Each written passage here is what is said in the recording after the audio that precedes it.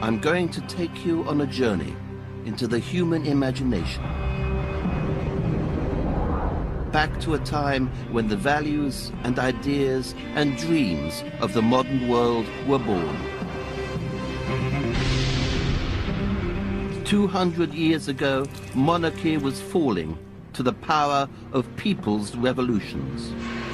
Industry and commerce were becoming the driving forces of existence. And advances in science were changing the way life itself was understood. Artists all over the world were inspired by these times of dramatic change. In Britain, a group of poets and novelists pioneered an alternative way of living and of looking at the world. Among them were John Keats, Lord Byron, and Percy Bysshe Shelley. The enduring power of their writing haunts us to this day and inspires us still with visions of eternity.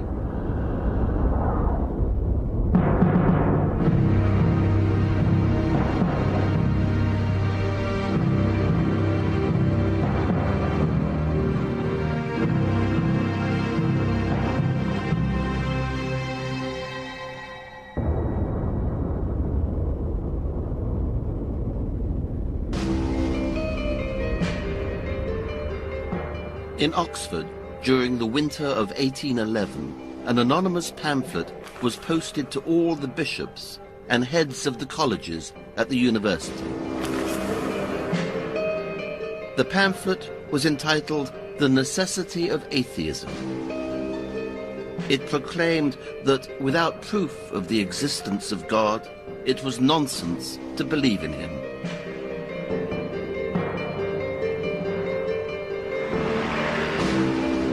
Within 20 minutes of a copy of the pamphlet being placed in the window of a bookshop on the High Street, a clergyman entered and demanded that all copies be burned.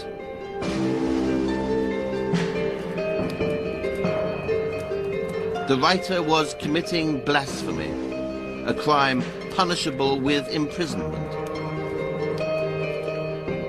He was attacking the very foundations of European civilization.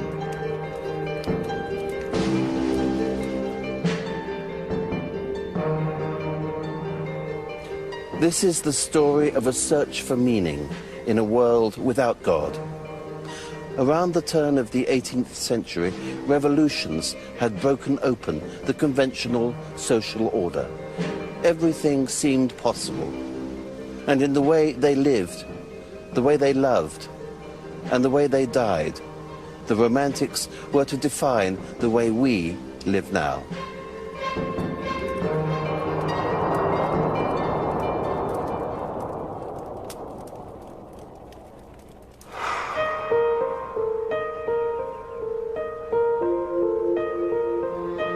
In the autumn of 1797, the writer Samuel Taylor Coleridge was exploring the wild coastline of North Devon. He came upon this enchanted vale around the tiny Culbourne church.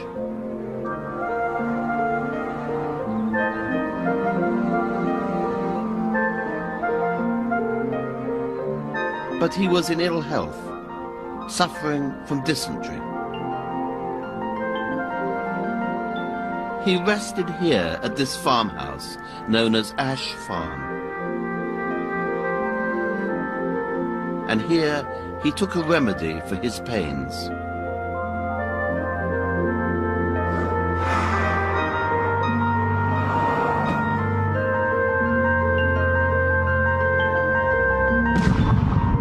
This drug was to be the source of some of the most remarkable lines of poetry in the English language. The drug was opium.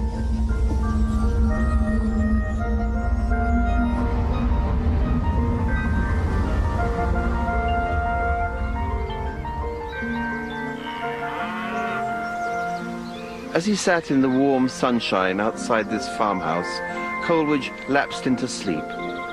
The drug took hold of him and lifted him to a different level of consciousness.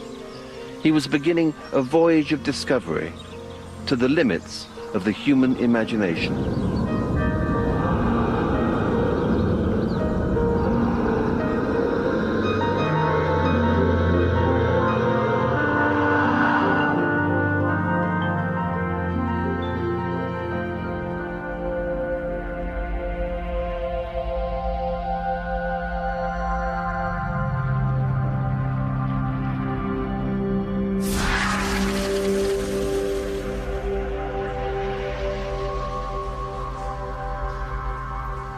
In Xanadu did Kubla Khan a stately pleasure dome decree, where Alf, the sacred river, ran through caverns measureless to man, down to a sunless sea.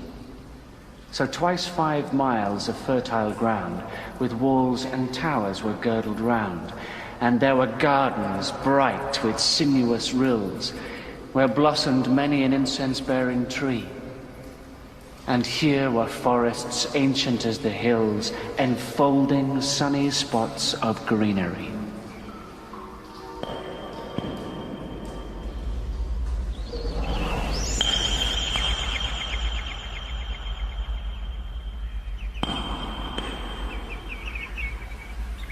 On waking, Coleridge vividly remembered his strange oriental vision.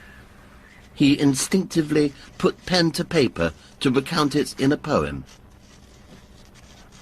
Caverns measureless to man, down to a sunless sea. So twice 5 miles of fertile ground, with walls and towers were girdled round. And there were gardens bright with sinuous rills, where blossomed. So twice 5 miles of fertile ground. But after writing down a few lines, he was interrupted by a visitor from the local village of Porlock.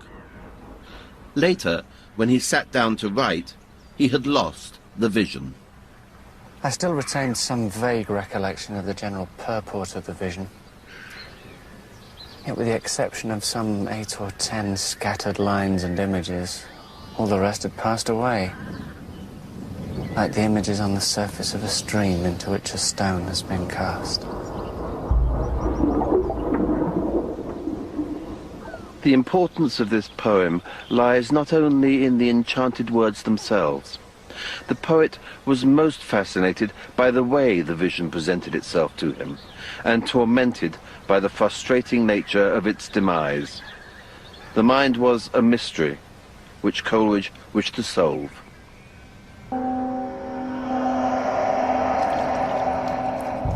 But in his exploration of the imagination, Coleridge was to be drawn into deep personal despair. Opium had unlocked the door to the inner world, but slowly addiction took hold of him. He was taking larger and larger quantities of laudanum, a solution of opium mixed with alcohol. Beware, beware, his flashing eyes, his floating hair. Weave a circle round him thrice, and close your eyes with holy dread, for he on honeydew hath fed, and drunk the milk of paradise.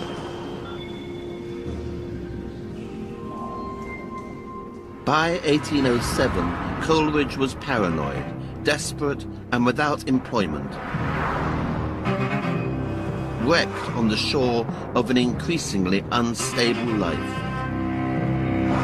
Yet his experiences with opium would transform our understanding of the imagination.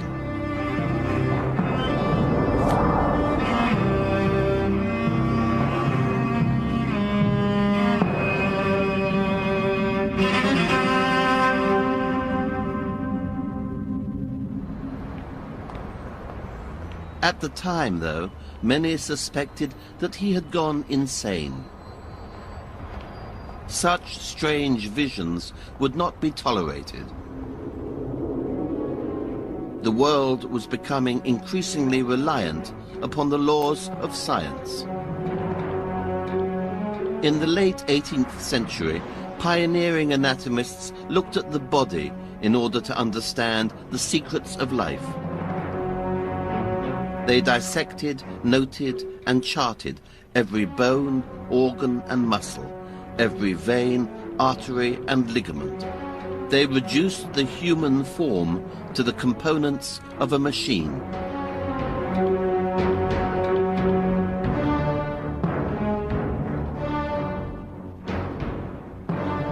For the Romantics, anatomy was an empty and purposeless pursuit. They believed that the body was pervaded by a spirit that defied categorization. It was an infinite and eternal power that manifested itself in the form of imagination. It could not be charted or understood in scientific terms.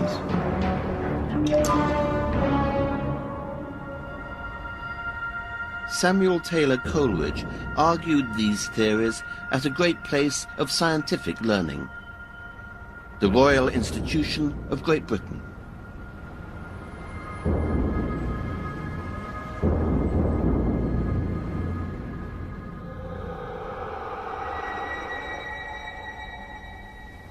The imagination I hold to be the living power and prime agent of all human perception,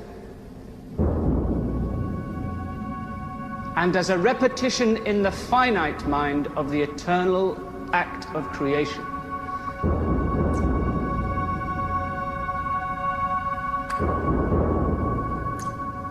A poet, described in ideal perfection, brings the whole soul of man into activity.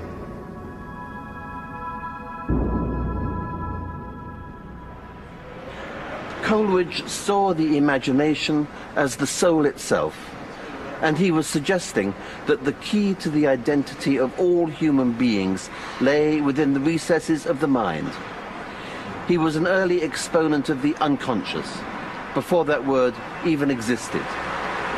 He believed that the imagination had the ability to create new worlds and even to change lives.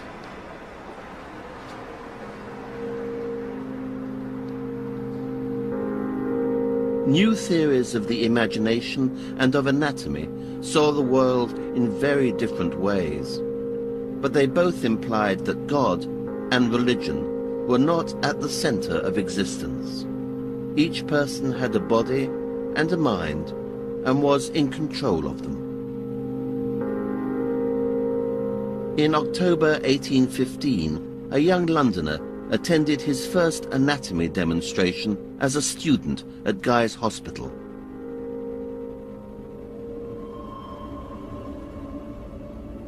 His name was John Keats.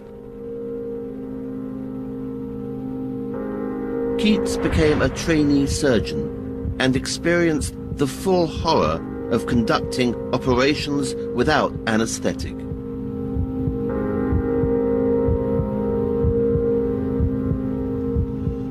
On one occasion, as his knife cut through the flesh of a patient who was pinned down, screaming on the table, Keats's sympathetic imagination overwhelmed him.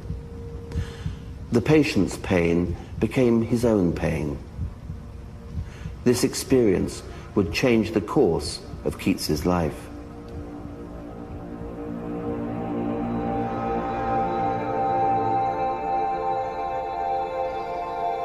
My last operation was the opening of a man's temporal artery.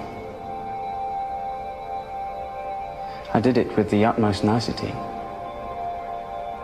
But reflecting on what passed through my mind at the time, my dexterity seemed a miracle. And I never took up the lancet again.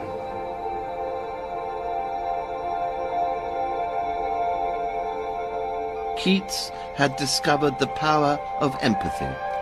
He chose art over science, the imagination over the body, and became a poet. He wanted to heal through his words and images. A poet is a sage, a humanist, physician to all men.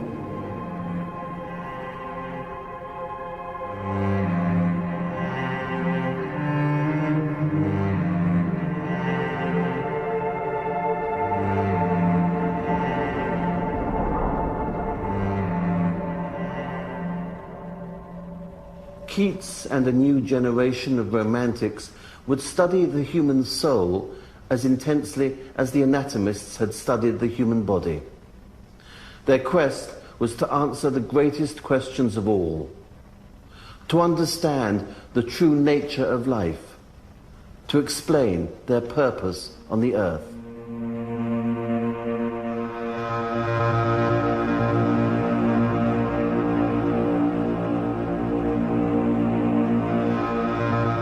For centuries, people had sought meaning in their lives by believing in God, in heaven and in hell.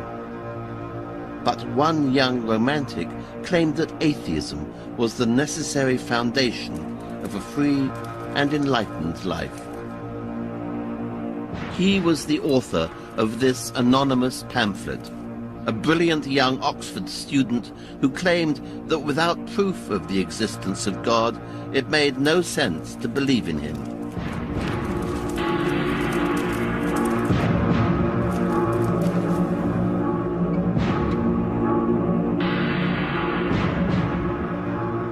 The author's name was Percy Bysshe Shelley.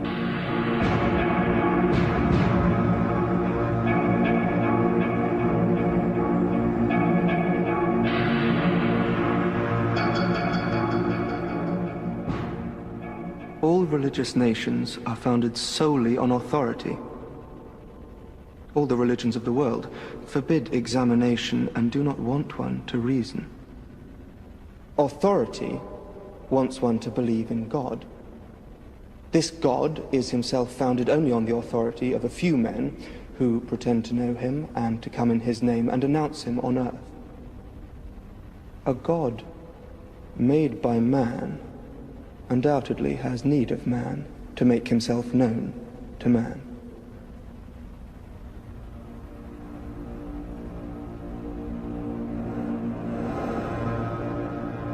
On the 25th of March, Shelley heard a knock on his door. Within moments, he was hauled up in front of a university committee and expelled from Oxford.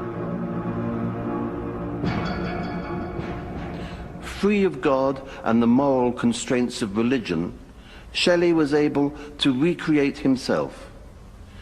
In pursuit of self-knowledge and self-fulfillment, he became a pioneer in new ways of living, not least in the way he loved women.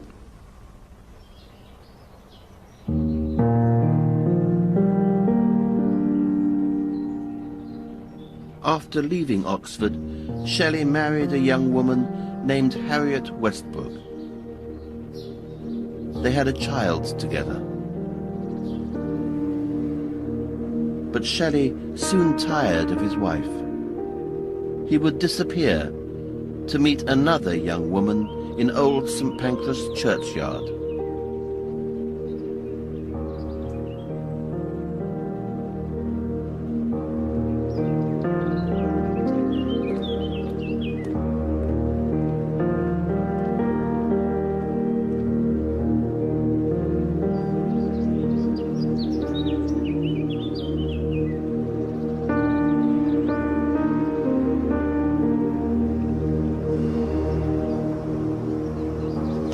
This new love was called Mary. Shelley used to meet her here, beside the grave of her mother.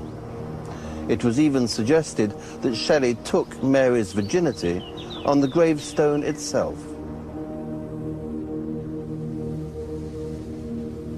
He wrote a poem about the experience of their union. To spend years thus, and be rewarded as thou, sweet love, requited me when none were near. Oh, I did wake from torture for a moment's sake. Thy lips did meet mine tremblingly. Thy dark eyes threw their soft persuasion on my brain, charming away its dream of pain.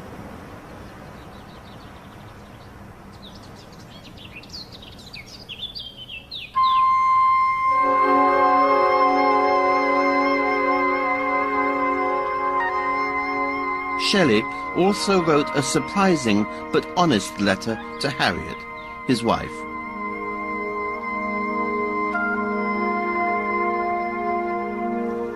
I am united to another. You are no longer my wife. Perhaps I have done you injury, but surely most innocently and unintentionally in having commenced any connection with you.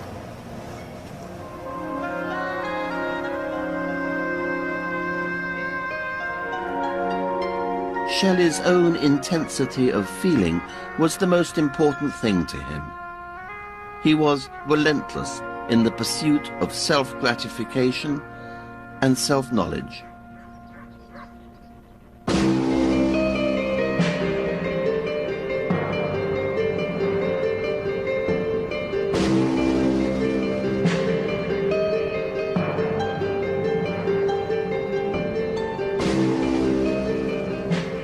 At 4 o'clock in the morning of the 28th of July, 1814, Shelley stood impatiently on the corner of Skinner Street in London, beside a horse and carriage. In time, 2 young women appeared, carrying small bundles.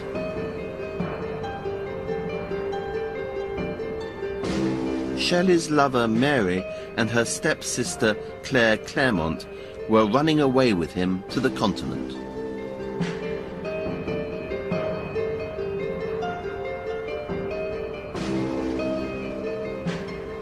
Love withers under constraint. Its very essence is liberty. It is compatible neither with obedience, jealousy, nor fear. Love is free. To promise forever to love the same woman is not less absurd than to promise to believe the same creed. Such a vow, in both cases, excludes us from all inquiry.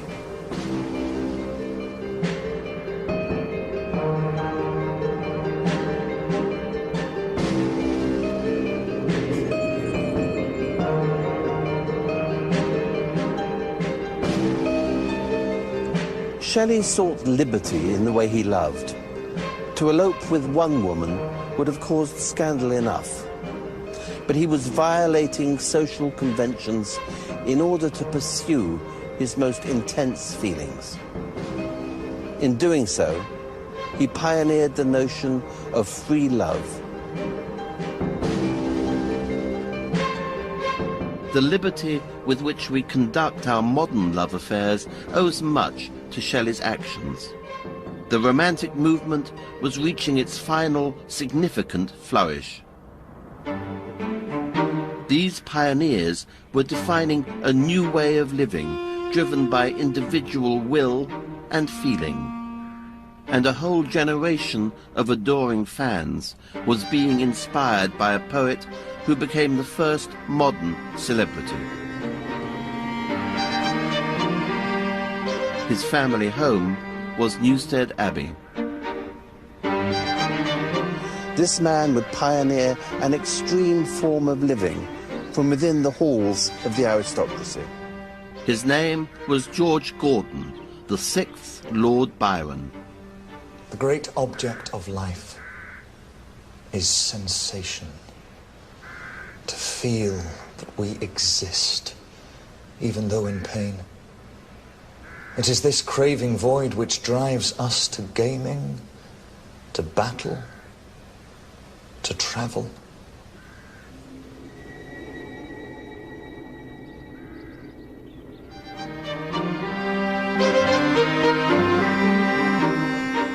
In 1812, Byron prepared a poem for publication.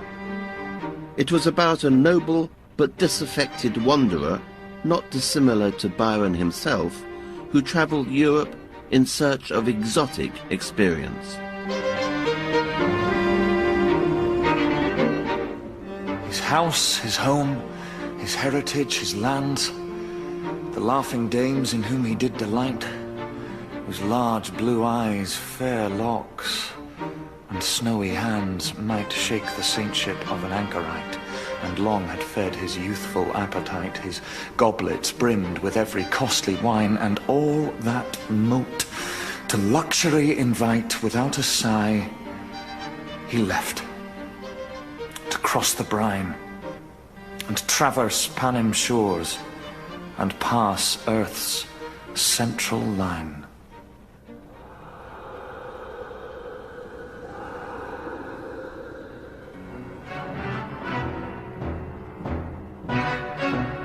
Childe Harold was a sensation and became an instant bestseller. Byron awoke the next morning to find himself famous. He was about to make a decision that would help to define our modern world. He chose to embrace celebrity, to live his life in public. This was his way of giving meaning to his own existence. In this new world without God, Byron was worshipped by his fans. There is a fire and motion of the soul which will not dwell in its own narrow being, but aspire beyond the fitting medium of desire, and but once kindled, quenchless evermore, preys upon high adventure, nor can tire of aught but rest, a fever at the core, fatal to him who bears, to all who ever bore.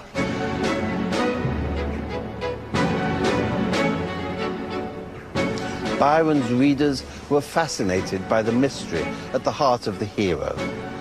Why was Childe Harold so melancholy, so difficult to satisfy? They were more than eager to attribute the unhappiness to Byron's turbulent personal life, to his own desire for excess and extreme experience. There was a deluge of enthusiastic letters. My dear Lord Byron, I am a poor country girl that has not the happiness of knowing you, but I admire you so very, very much that you must excuse this madness. Should curiosity prompt you, and should you not be afraid of gratifying it by trusting yourself alone in the Green Park at 7 o'clock this evening?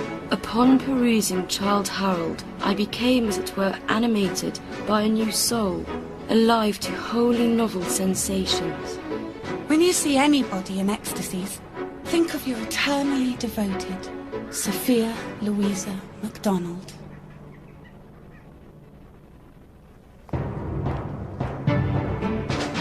Lord Byron's fans all wanted to be romantics, dissatisfied, yearning for new experience and heightened sensation.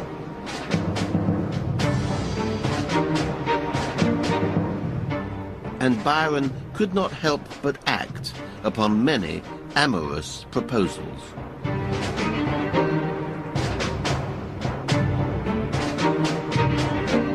Scandalous scenes were played out here at his house in Piccadilly.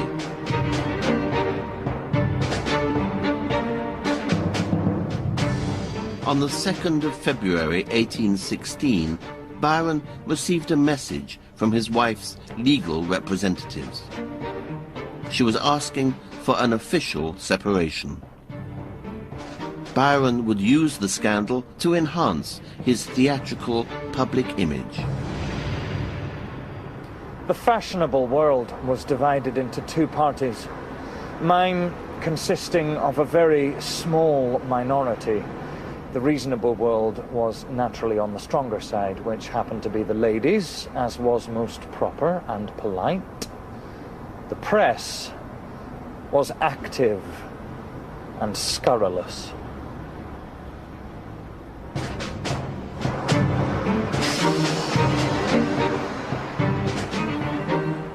London was filled with rumours about Lord Byron.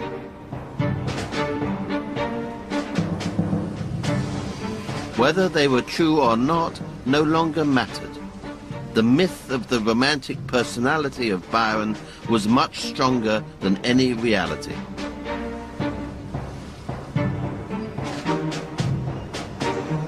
It was alleged that he was having sexual relations with his half-sister, Augusta. The charge of incest would have destroyed him. But the greatest danger of scandal was that he would be publicly accused of homosexuality. Even if it were mentioned in court, it would consign him to utter ruin and degradation.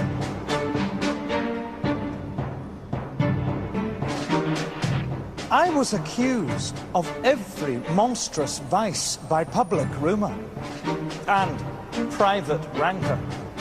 My name, which had been a knightly or a noble one since my fathers helped to conquer the kingdom for William the Norman, was tainted. Faced with the possibility that he might be publicly accused of incest and sodomy, he agreed to sign an official deed of separation in the spring of 1816. 2 days later, on the morning of the 23rd of April, a huge crowd gathered outside Byron's house.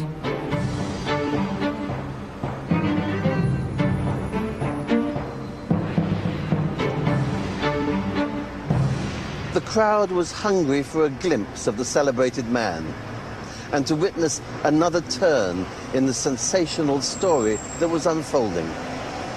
Byron was afraid that he might even be lynched when he left the house. He fought his way through the crowds to his carriage and fled from England, never to return. Byron wandered Europe, pursued by scandal and dispossessed.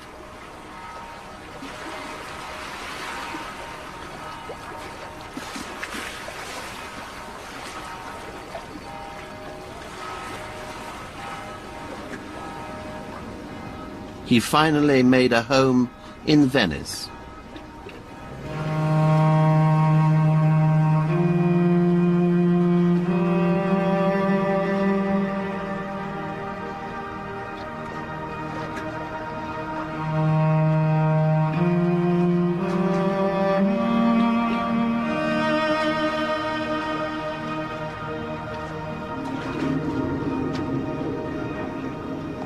I felt that if what was whispered and muttered and murmured was true, I was unfit for England. If false, England was unfit for me. I withdrew, but this was not enough. His writing continued to perpetuate the romantic myth that surrounded him. In other countries, in Switzerland, in the shadow of the Alps and by the blue depths of the lakes, I was pursued and breathed upon by the same blight. I crossed the mountains, but it was the same. So I went a little farther and settled myself by the waves of the Adriatic, like the stag at bay who betakes him to the waters.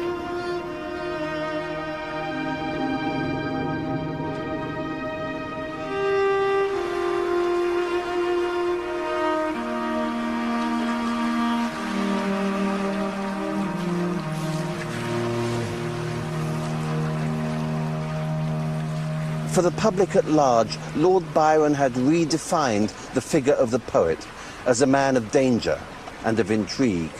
He was a living poem, a man of insatiable passion and of infinite experience. But this wasn't everybody's idea of a poet.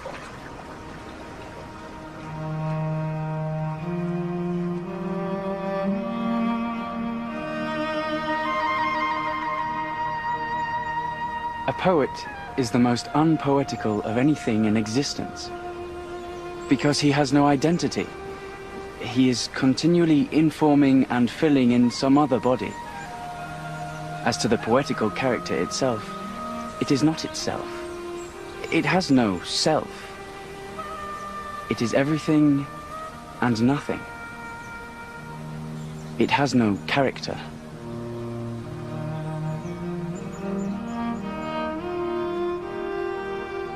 Keats believed the genius of the poet lay in the transcendence of the ordinary self, in the loss of identity.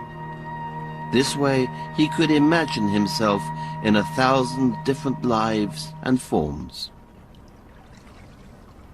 Byron despised the quieter and more sensitive outlook of John Keats, calling his work piss-a-bed poetry and mental masturbation. For him, sensationalized experience was the key to the creative imagination. Byron was unpretentious about his own writing. It may be bawdy, but is it not life?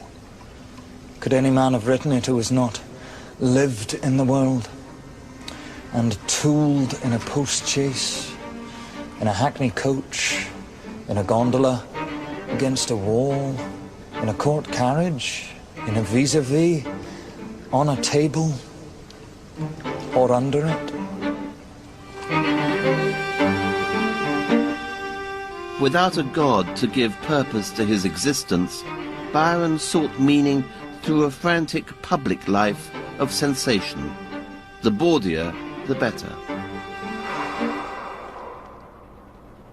John Keats was a very different kind of romantic.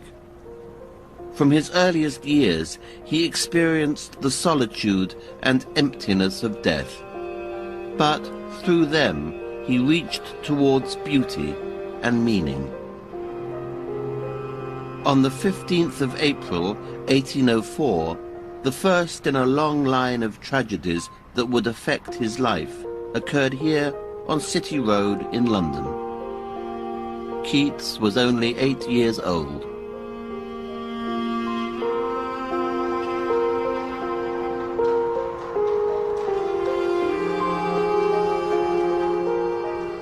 At 1 in the morning, a watchman spotted a riderless horse astray on the road.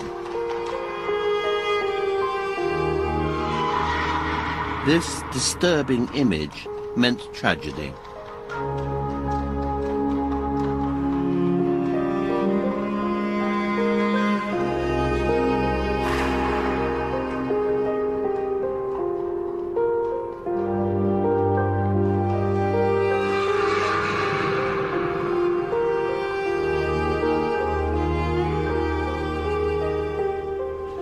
The watchman ran up the street, and by the doorway of the nearby chapel, he discovered the body of a man, prostrate on the pavement. He was covered in blood, from a deep wound to the head. The man, named Thomas Keats, died the following morning. John Keats had lost his father. It was the beginning of a pilgrimage through grief that would also be a journey into the soul. Do you not see how necessary a world of pains and troubles is to school an intelligence and make it a soul?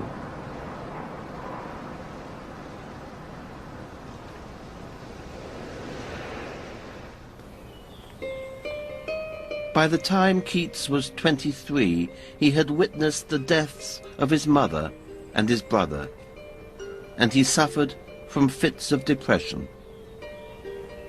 But there were moments here at his house in Hampstead when his experiences of death made him more intensely in love with life than ever.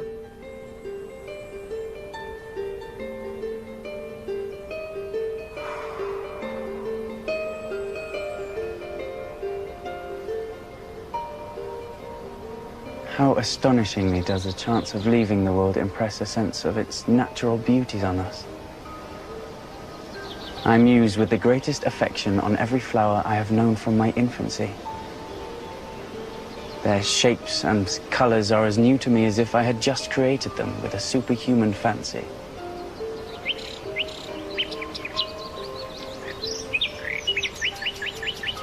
Thou wast not born for death, immortal bird.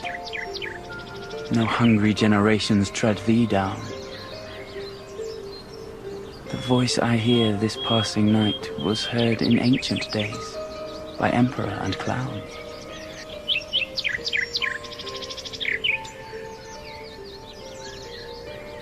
Keats imagines the birdsong echoing through time. In hearing the bird, he experiences infinity for a fleeting moment. His own mortal life felt short, and the sensations of living were all the more intense.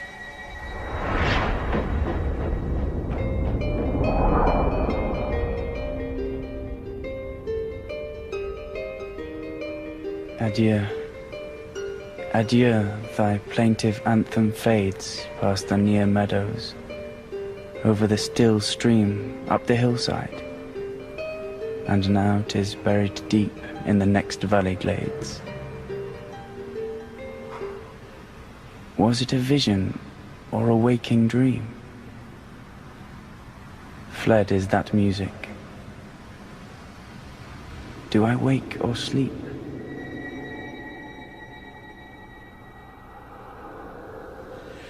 Images of dream and reality, of life and death, haunt this poem as they haunted Keats's being.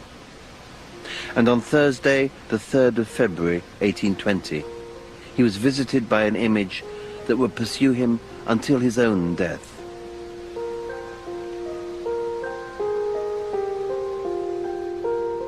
Keats returned to Hampstead from town on a bitter night.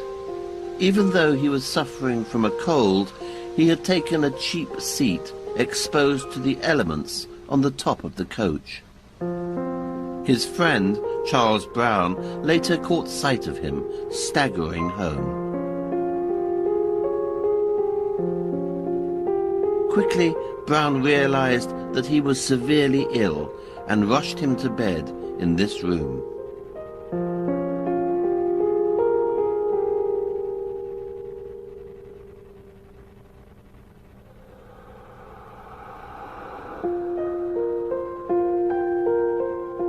As Keats lay down on his pillow, he coughed.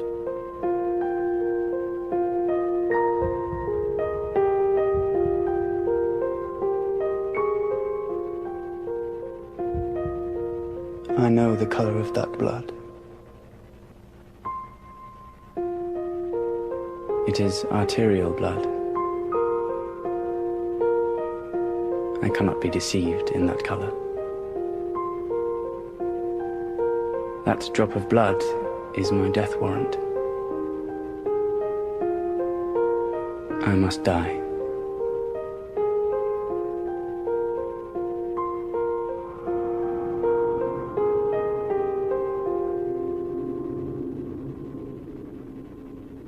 Keats was dying of tuberculosis.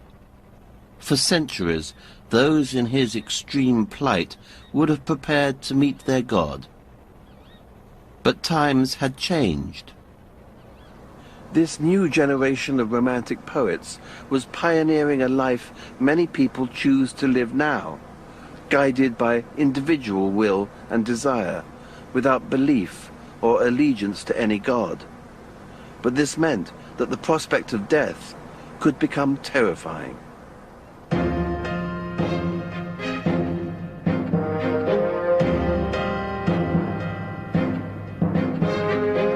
Without the solace of an afterlife, Keats needed an alternative assurance of eternity. And he would find it in art. He made the long journey to spend his last days in Rome, amid the great ruins of that ancient civilization.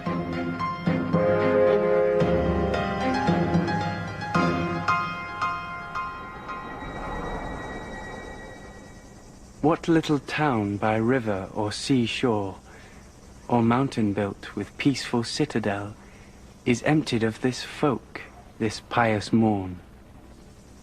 And, little town, thy streets for evermore will silent be, and not a soul to tell why thou art desolate can e'er return.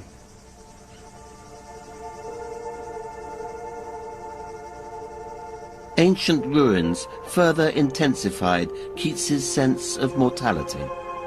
He would be alive for only a fraction of the time that these great works had existed.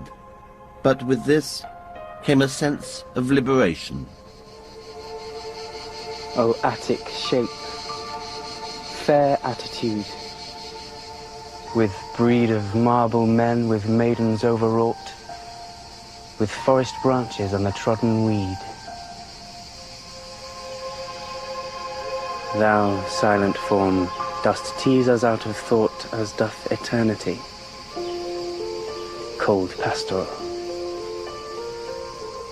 When old age shall this generation waste, thou shalt remain, in midst of other woe than ours, a friend to man, to whom thou sayest, beauty is truth, truth beauty. That is all ye know on earth, and all ye need to know.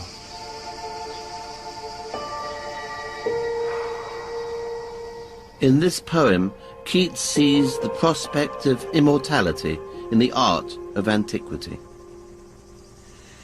Ancient ruins were the only human achievements that could transcend the destructive process of time and give eternal fame to their creators. If a poet could achieve such works of genius too, he might live forever, his emotions enduring within his words.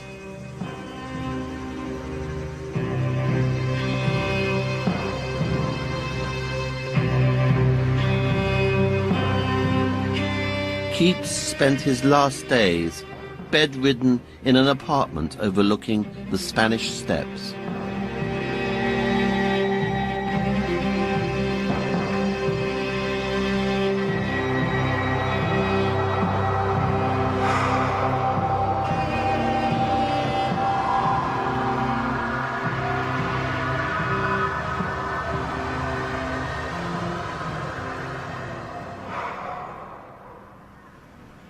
Darkling, I listen, and for many a time I have been half in love with easeful death, called him soft names in many a mused rhyme, to take into the air my quiet breath. Now, more than ever, seems it rich to die, to cease upon the midnight with no pain.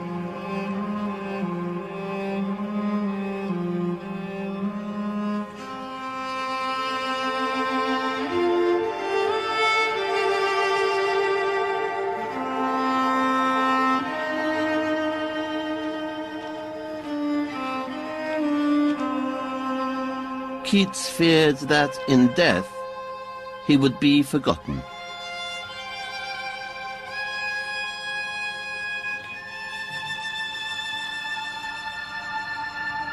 If I should die, I have left no immortal work behind me. Nothing to make my friends proud of my memory.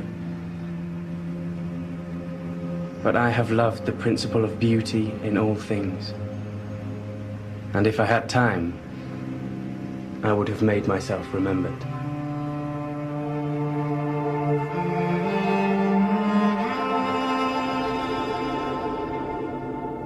On the 23rd of February 1821, he died in this room. He was in his 26th year.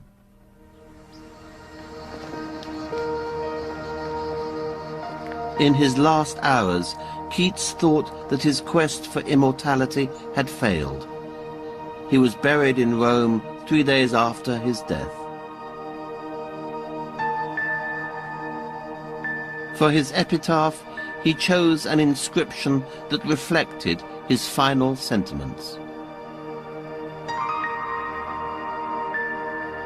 Yet Keats's memory did not dissolve as he had predicted. As the news of his death spread among the Romantics, his poetry began to be read more intensely. His words became monuments to his life and his emotions.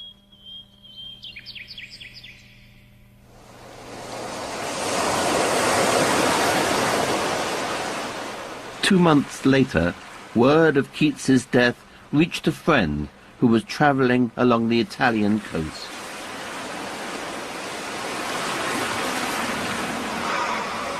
he wrote a poem comparing Keats to Adonis, a character from Greek mythology, whose scattered blood became beautiful roses. I weep for Adonais. He is dead. Oh, weep for Adonais, though our tears thaw not the frost which binds so dear a head. And thou, sad hour, selected from all years to mourn our loss, rouse thy obscure compeers and teach them thine own sorrow. Say, with me died Adonais.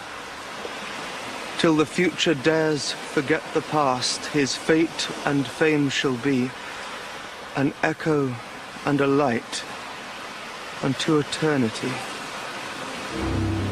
For Shelley, Keats was a new Adonis. His suffering had inspired sublime poetry. In these verses, Shelley suggests that Keats was too sensitive, too rare to survive the troubles of the world. Death and poetic genius became inseparable. But death gave the poet a new kind of divinity in a new kind of heaven. Shelley was creating the first secular icon. He was pioneering a new kind of worship that continues to this day. I am born darkly, fearfully afar. Whilst burning through the inmost veil of heaven, the soul of Adonais, like a star, beacons from the abode where the eternal are. For Shelley, poetry became a substitute for religion. I burn with impatience for the moment of Christianity's dissolution. There is a great and spiritual force to put in its place. Poetry is something divine. It is the center and circumference of all knowledge.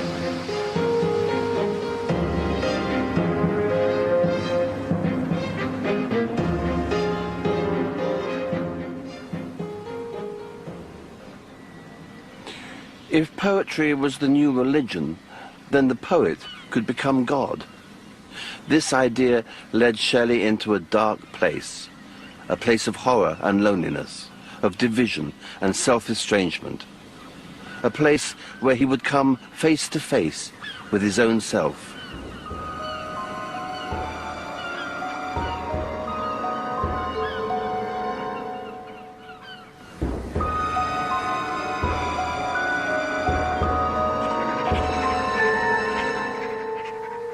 On the 27th of April, 1822, Shelley and Mary, together with some friends, had travelled to an isolated villa in the fishing village of San Terenzo, in the Bay of Lerici. Shelley became deluded, seeing visions and phantoms all around him.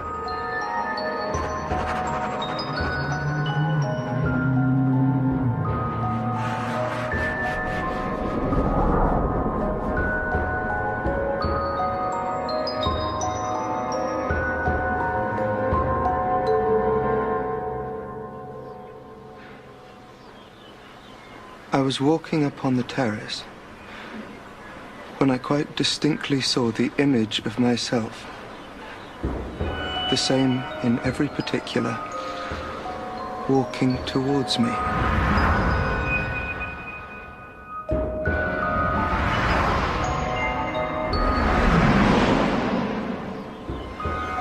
I, myself, my double, came up to me and asked me, "How long do you mean to be content?"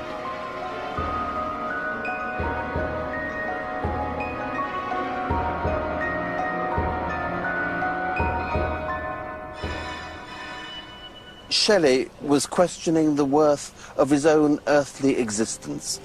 He was telling himself that only in death would he become a true immortal, a true poet. He was being haunted by his own ideas.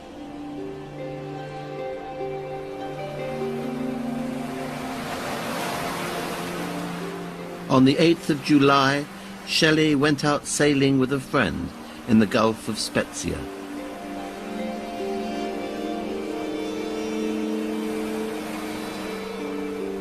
They were sailing in the boat Don Juan that had been named after one of Byron's poems. That day, a storm blew up in the southwest. The boat never came back.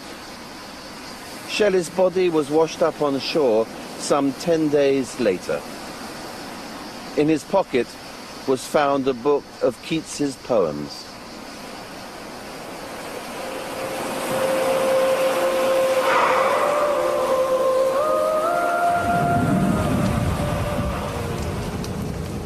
The corpse was burned on the beach by Lord Byron and a group of friends. A fire was lit underneath the great furnace when frankincense and salt were scattered upon the flames. It was a scandalous and atheistic act, but one that befitted the Romantics. Byron and the other mourners maintained that the heart was not consumed. When one of them snatched it out of the flames, it remained intact. It was preserved and wrapped in a manuscript of Adonais, his great elegy to poetic genius.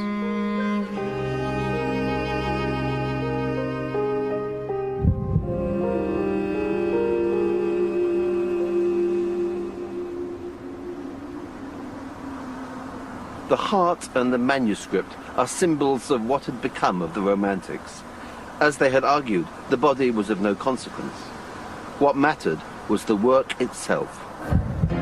That work represents the spirit of the Romantics, a spirit that endures within all of us. In the rebellion of each new generation, in their desire for fresh experience, in the celebration of originality and of genius, even in the modern veneration of the rock star and the actor, we can find traces of that romantic legacy.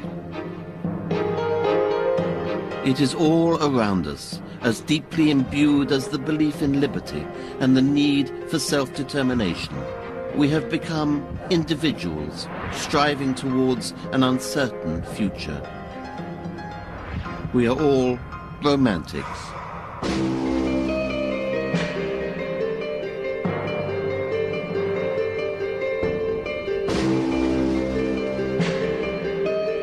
Find out more about some of the poets and poems featured in this series with a free booklet from the Open University.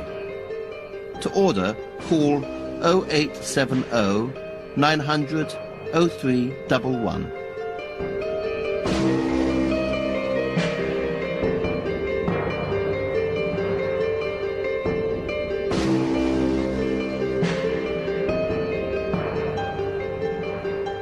Hear more of the Romantics poetry at bbc.co.uk/Romantics.